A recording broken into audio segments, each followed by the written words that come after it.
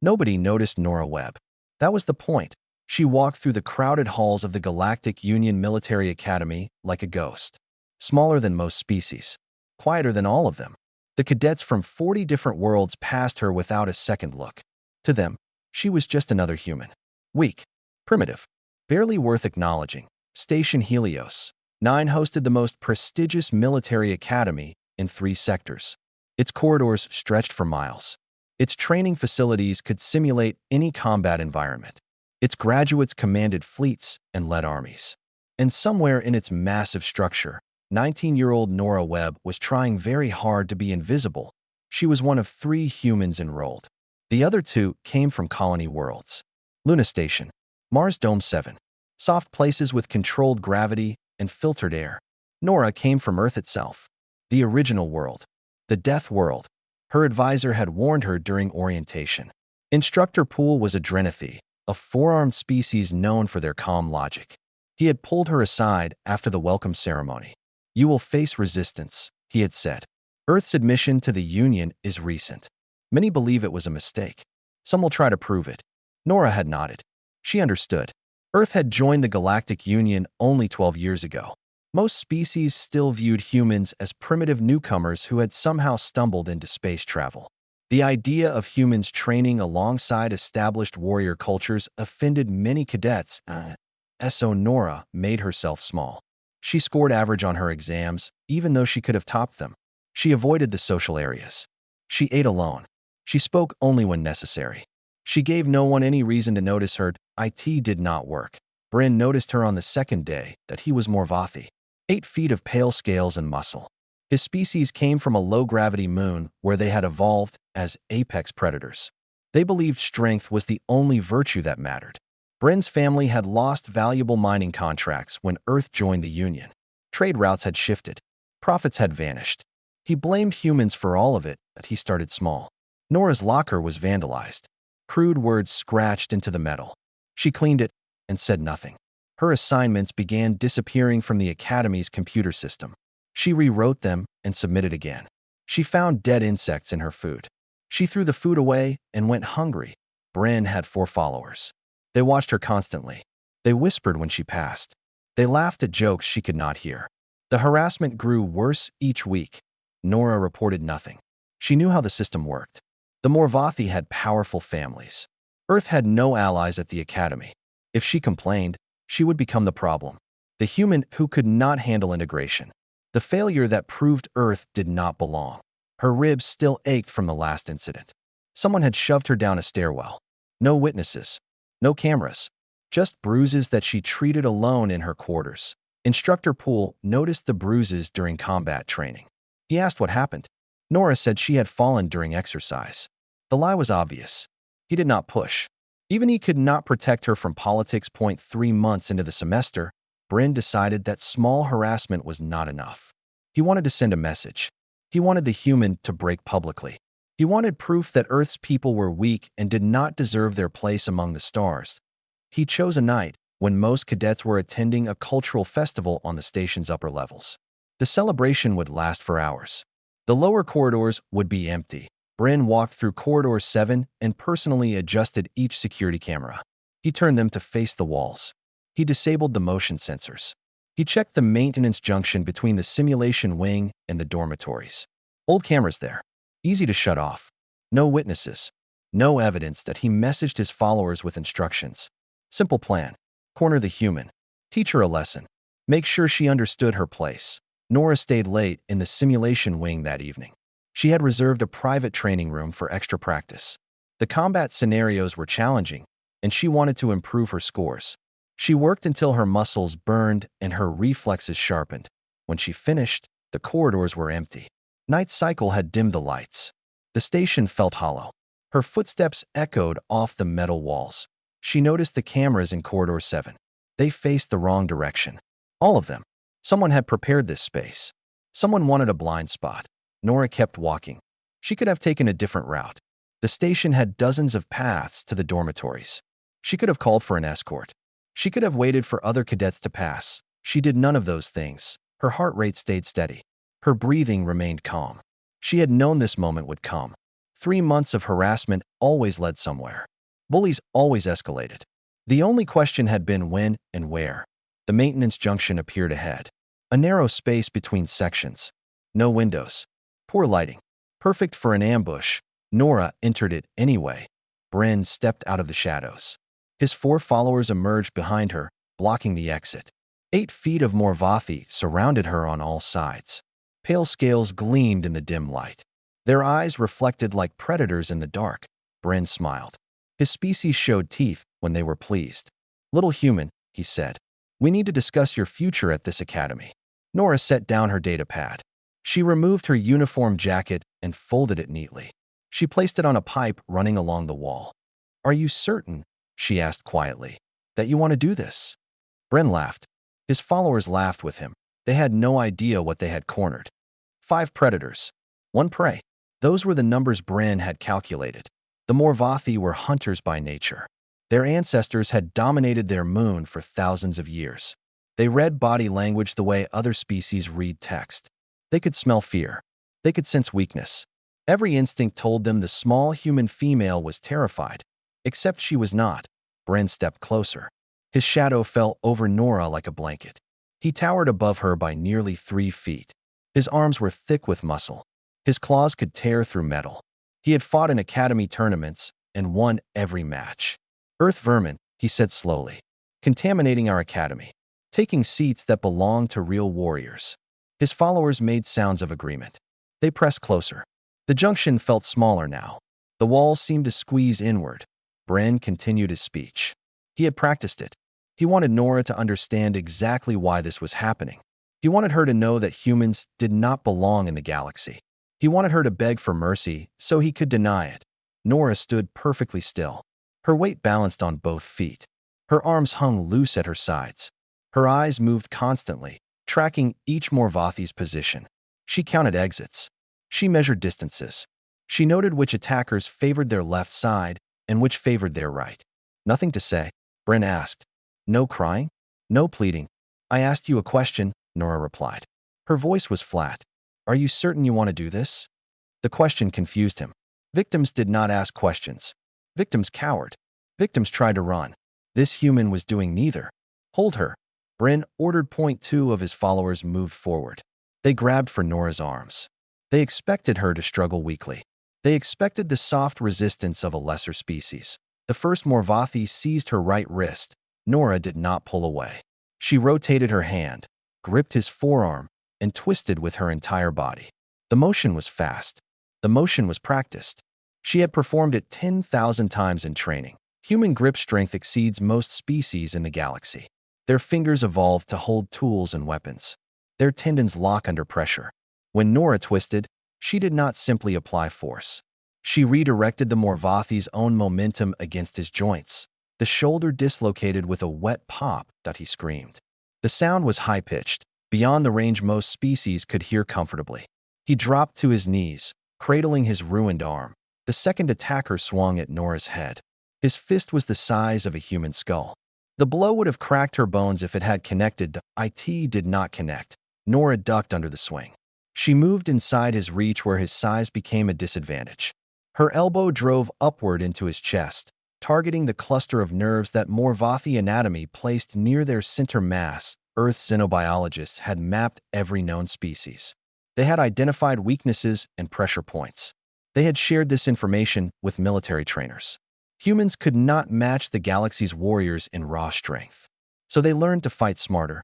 The second Morvathi collapsed. His nervous system had overloaded. He could not breathe. He could not move. He lay on the floor, gasping like a fish pulled from water. Point 2 attackers down. 3 seconds had passed. Bryn stared. His remaining followers stared. This was not supposed to happen. Humans were weak. Everyone knew that humans were weak. "What are you?" one of the followers whispered. Nora did not answer with words. She moved toward the third attacker. He raised his arms to defend himself.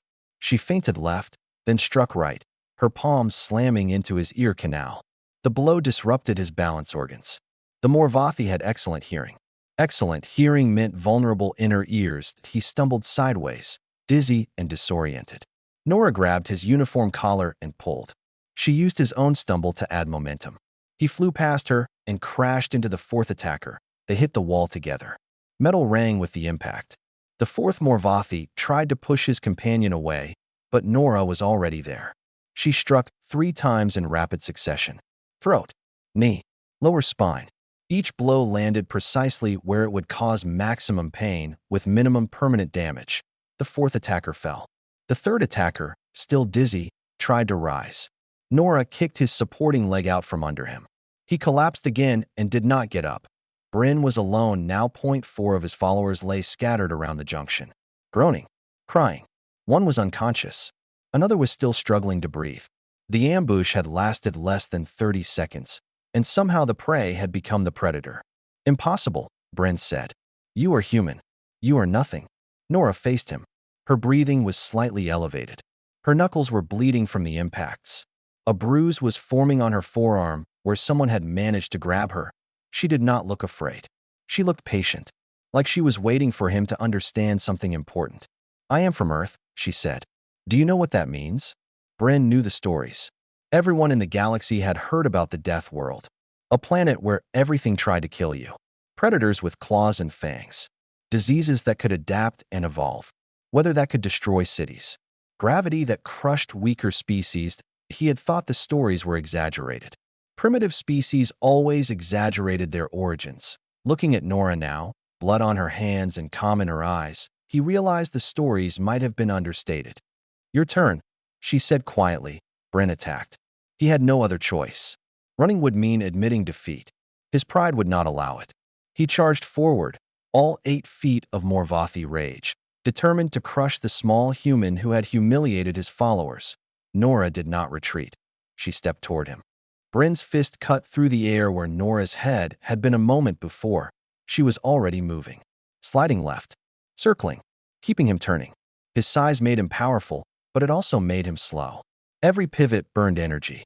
Every missed swing threw him off balance, but he swung again. She ducked. He kicked. She sidestepped. He grabbed for her throat. She deflected his arm and struck his wrist joint. Bryn roared in frustration. This was not fighting. This was being toyed with. Stand still, he bellowed. Nora did not answer. Words wasted breath. Breath powered movement. Movement kept her alive. She had trained for this since childhood. Earth's military academies had developed a discipline called combat integration after first contact with alien species. Humans had looked at the galaxy and seen a harsh truth. They were smaller than most species, weaker than many, slower than several, but humans had other advantages. They could think while fighting. Most species entered combat states where instinct took over. Humans could remain calm. They could analyze. They could adapt mid-battle. They could endure damage that would cripple others. Earth's brutal evolution had given humans incredible pain tolerance. Injuries that stopped other species barely slowed a human down, and they never, ever gave up. Surrender was not in their biology. When cornered, humans became more dangerous, not less. Bryn landed a blow. His fist caught Nora's ribs on her left side. The impact lifted her off her feet. Pain exploded through her chest. Something might have cracked. She hit the ground hard and rolled. For a moment, she could not breathe. The world turned white at the edges. Bryn laughed. Finally, the human was hurt. The human was down. Everything was back to normal. Nora stood up. She stood up slowly, one hand pressed against her injured side. But she stood up. Her face showed pain. Her body showed pain. But her eyes showed something else entirely. Determination. Cold. Absolute. How? Bryn whispered. That blow should have ended the fight. That blow had ended fights against Drenithi warriors twice Nora's size. Deathworld, Nora said through gritted teeth. We grew up with pain. We are old friends. She attacked, not defense anymore. Not circling and dodging. Pure offense. She came at Bryn like a storm. Her fist struck his throat. He choked, reaching for his neck. Her knee drove into his thigh, deadening the muscle. He stumbled. Her palm slammed against his ear, the same technique that had dropped his follower. Bryn swung wildly. She caught his arm, stepped behind him, and pulled. His balance failed. 8 feet of Morvathi warrior crashed to the floor. Nora dropped onto his back. Her arm wrapped around his throat. Her legs locked around his torso. She squeezed. The chokehold was simple but effective. Blood flow to the brain stopped. Oxygen ran out. No amount of strength could break the grip if the technique was correct, Bryn thrashed. He tried to reach behind him. He tried to stand. He tried to roll. Nothing worked. The small human was attached to him like a parasite, and her grip was iron. His vision darkened. His struggles weakened. The last thing he saw before unconsciousness took him was the ceiling of the maintenance junction. The last thing he thought was a single word: impossible. Nora held the choke for 5 more seconds to be certain. Then she released him. She climbed off Bryn's unconscious body and surveyed the junction. 5 more Vathi lay scattered around her. One was still groaning. 2 were unconscious. One was curled in a ball, cradling his dislocated shoulder. The last was sitting against the wall, staring at nothing, his nervous system still recovering from the strike to his chest. The fight had lasted 90 seconds total. 90 seconds to dismantle a squad of predators. Nora's ribs screamed at her.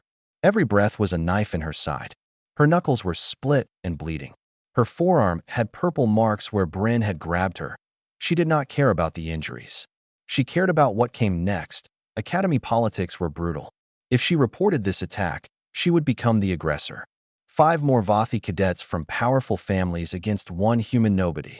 Their version of events would include lies. Her injuries would be explained away. She would be expelled.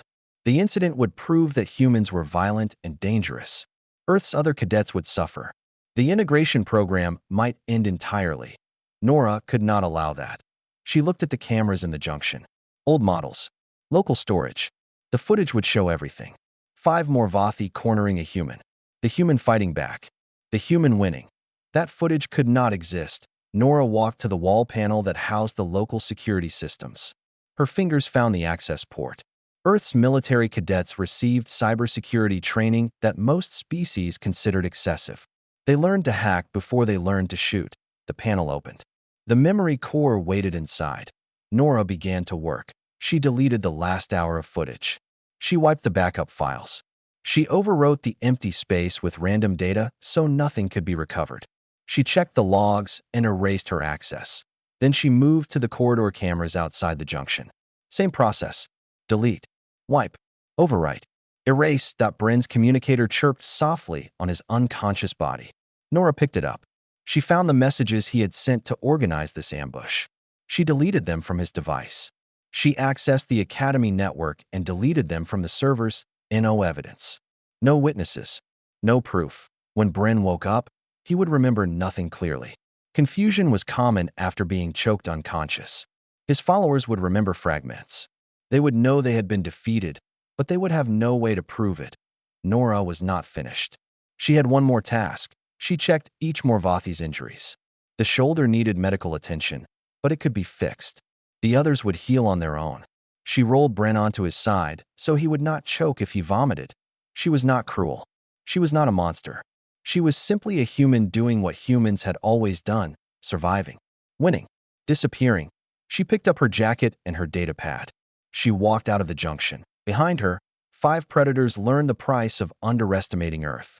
The corridor to the dormitories stretched empty and silent. Nora walked slowly. Each step sent pain through her left side. The ribs were definitely cracked, maybe broken. She would not know until she could examine herself properly.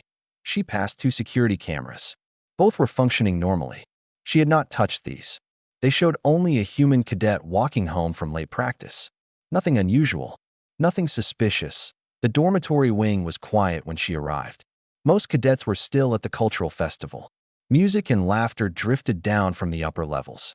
Nora heard it faintly as she pressed her palm to the scanner outside her quarters. The door opened. She stepped inside. The door closed. Only then did she allow herself to breathe. Pain flooded through her body now that the adrenaline was fading. Her ribs screamed. Her hands throbbed. Her forearm ached where Bryn had grabbed her. She had held everything together through the fight and the cleanup. Now her body demanded payment. Nora moved to her small bathroom and stripped off her uniform. The fabric was dirty but not torn. Good. Torn fabric raised questions. She examined herself in the mirror. Purple bruises covered her left side.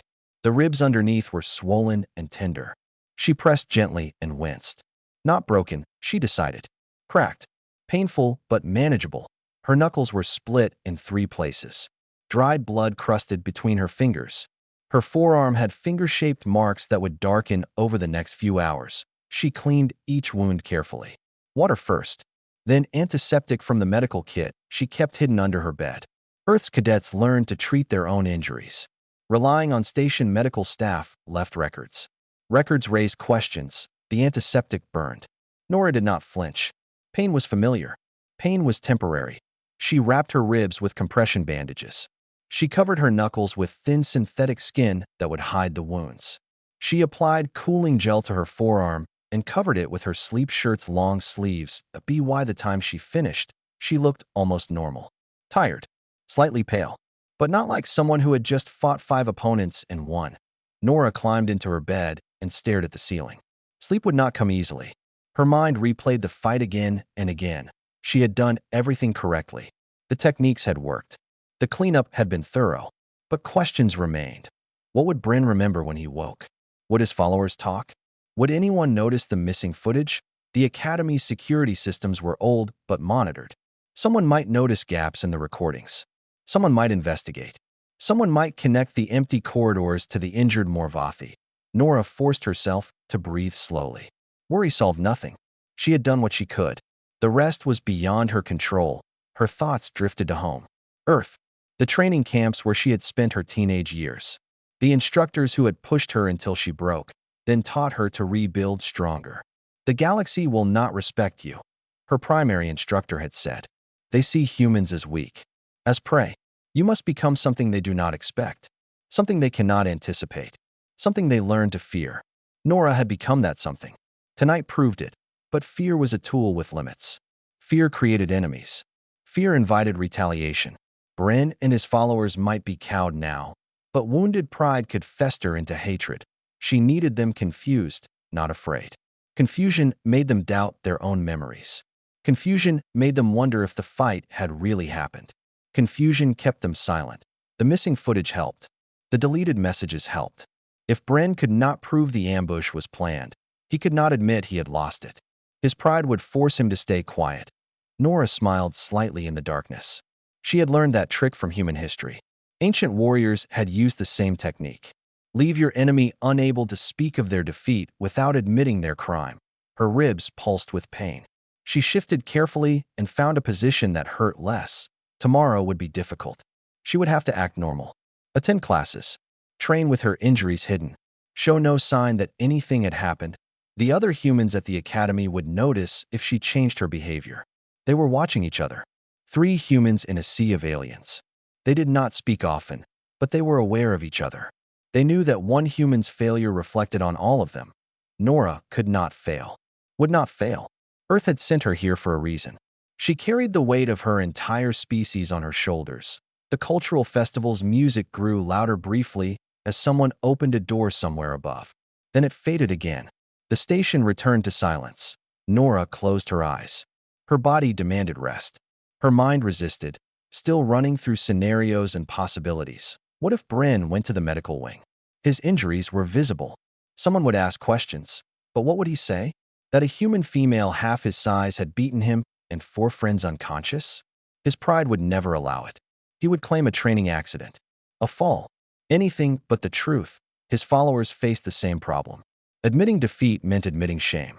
The Morvathi valued strength above all. Losing to a human was worse than any physical injury. They would stay silent. They had no other choice. Nora's breathing slowed. The pain in her ribs became background noise. Her thoughts grew fuzzy. Tomorrow she would eat breakfast alone in the mess hall. She would attend her xenobiology lecture. She would train in the simulation wing like nothing had happened. And somewhere on the station, 5 Morvathi would wake up confused, injured, and afraid of a girl they had thought was prey. Sleep finally took her in her dreams. She walked through empty corridors where the cameras watched, but recorded nothing. Bryn opened his eyes to darkness and confusion. His head pounded. His throat burned. His body felt like it had been thrown down a flight of stairs. He lay on cold metal, staring at pipes and wires above him. Where was he? Memory returned in fragments. The junction. The human. The plan to teach her a lesson. Then nothing. A gap in his mind where the rest of the night should have been. He sat up slowly. Pain shot through his neck and shoulders. His thigh muscle cramped when he tried to move his leg.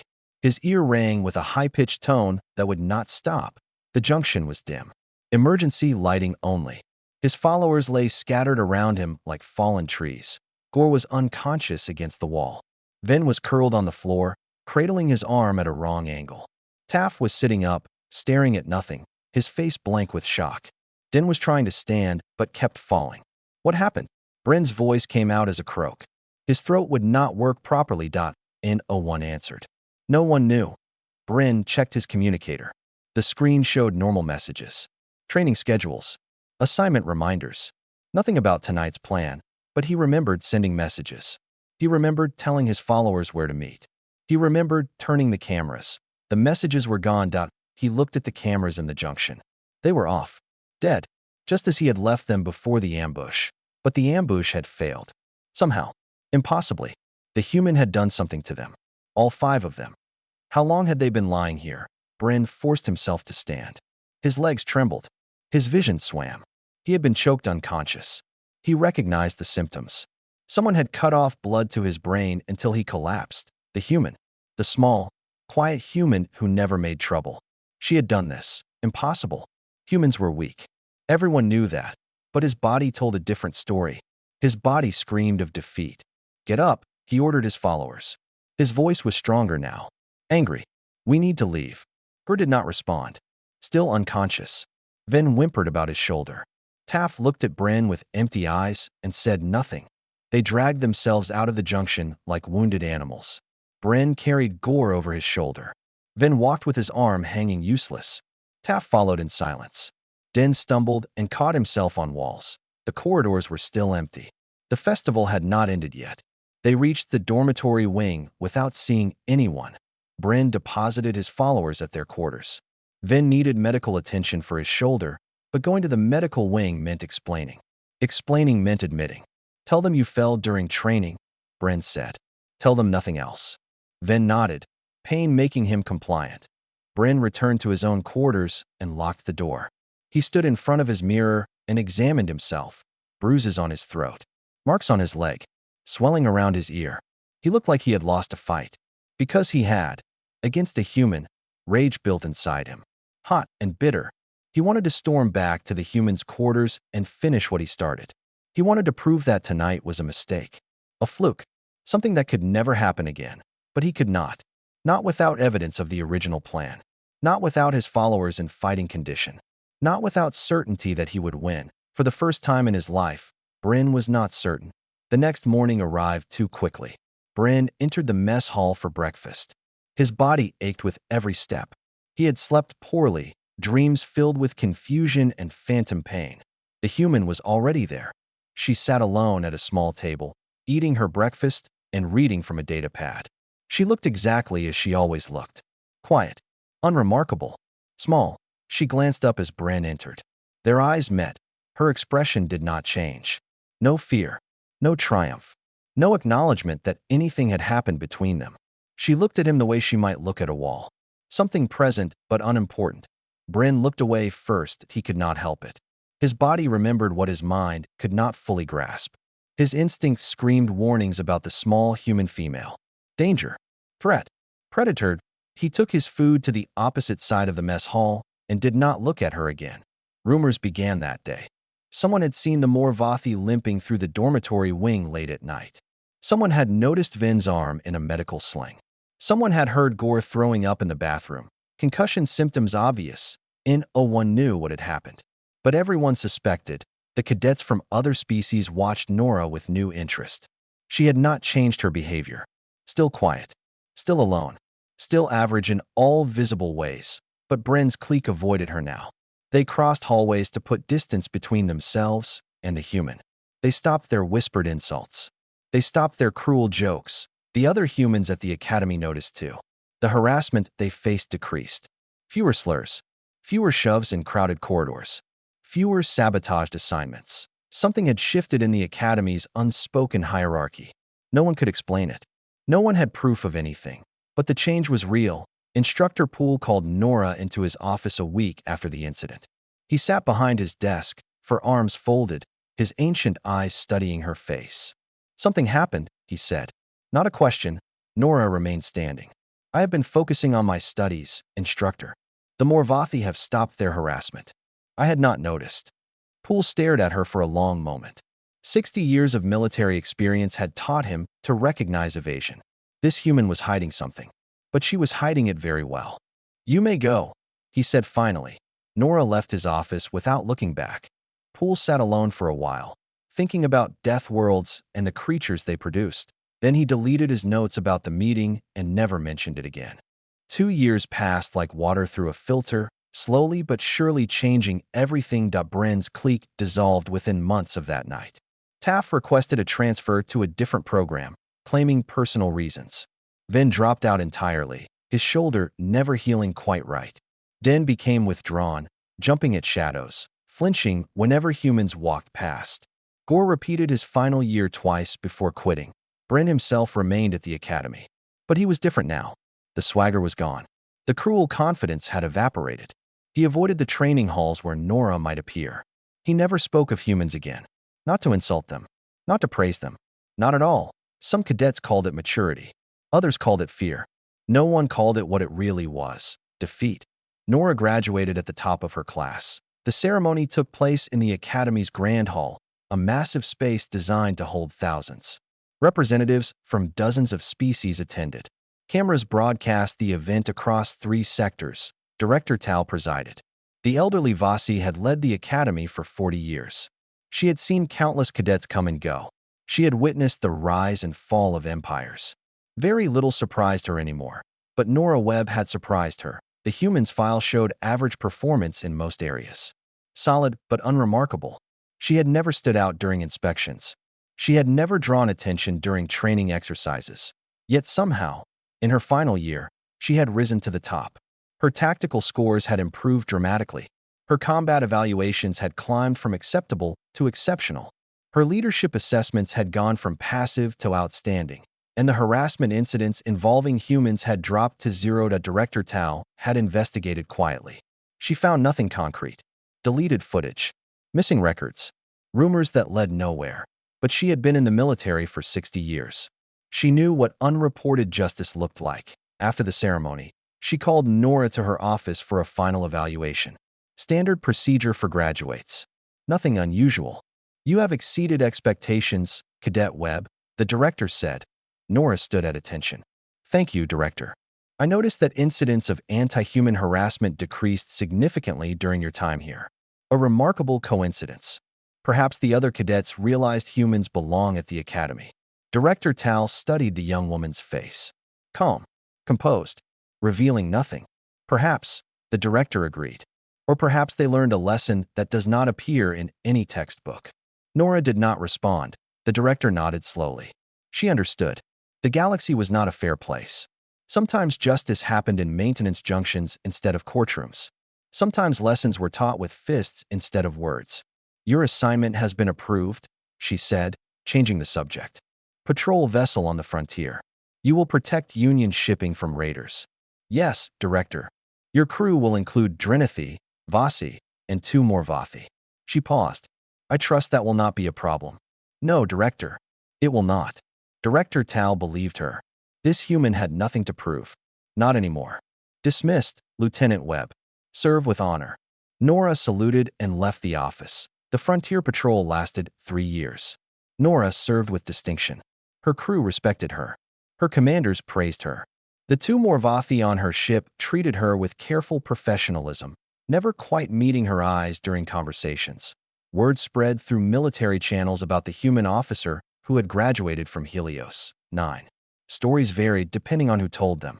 Some said she had fought off a gang of attackers. Some said she had defeated an entire squad of Morvathi warriors. Some said she had erased all evidence of the fight like a ghost. The truth became legend. The legend became warning. New human cadets arrived at Station Helios. 9 each year. Earth's integration program continued to grow. The harassment they faced was nothing compared to what Nora had endured. Other species had learned caution, but the Academy was still dangerous for those who came from Earth. Power structures. Political games. Species who believed humans had no place among the stars. Nora remembered what it felt like to be alone and targeted. She remembered the fear she had hidden behind a mask of calm. She remembered the moment she had decided that survival required action, not patience. She wanted to help. But she could not reach the new cadets directly. Her position on the frontier made personal contact impossible. Her rank made unofficial advice inappropriate, so she found another way.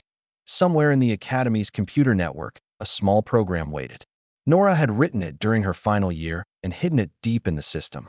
It activated whenever a new human cadet registered for classes. The program checked the cadet's origin.